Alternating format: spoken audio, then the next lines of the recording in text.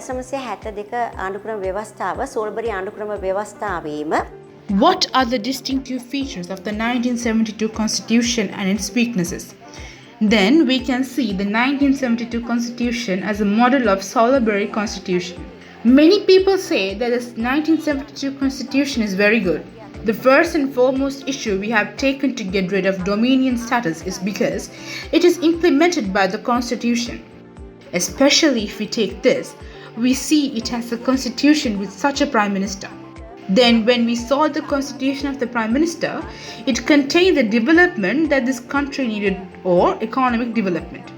A single unitary development requirement can be found. There was no constitution in it. One reason is that the Prime Minister's cabinet controls all institutions completely. And not only that, but I think it is a periodic constitution for us if we adopt it. According to me, it is the weakest constitution of the Sri Lankan constitution. The issue of separation of powers among the species was not included in it.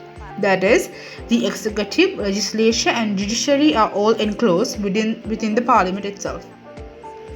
On the other hand, there were two commissions especially to bring the civil service completely under the constitution. Both the Judicial Service Commission and the Civil Service Commission have been abolished.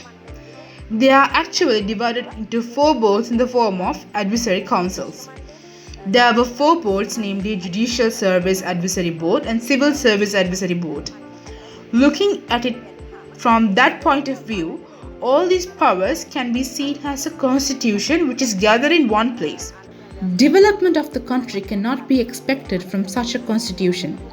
On the other hand, this country is a multi-ethnic country. Then the constitution of a multiracial country has to do primarily to unify the country and to build the nation. This matter was dealt with completely, in fact, against each other in this constitution, because only Sinhala and Buddhist were included in the constitution as a main theme. There was no consensus on the constitution for other ethnic groups to represent their interests on their own behalf. Therefore, on the other hand, a constitution that needs to be built on a multiracial and multi-party society. On the one hand, the 1972 Constitution has been framed in one place and is a very comprehensive constitution. In such a place, especially in decision making, the Prime Minister really worked as an executive. Because of this, even though there was a cabinet there to take standing orders, there was only one was implemented in a permanent executive manner because of the position of the Prime Minister. In general, I think that this ability to express democratic features to others was not that constitution. So for this reason, I think that in order to build a political position of Sri Lanka, especially in the way that we expect in a constitution, the basic constitution or the basic condition and concepts that we expect under the constitutional law have been excluded from this constitution. කොන්දේසි සංකල්ප මේ සියල්ලම වගේ මෙම ආණ්ඩුක්‍රම ව්‍යවස්ථාව තුළින් බැහැර කරලා තිබුණා.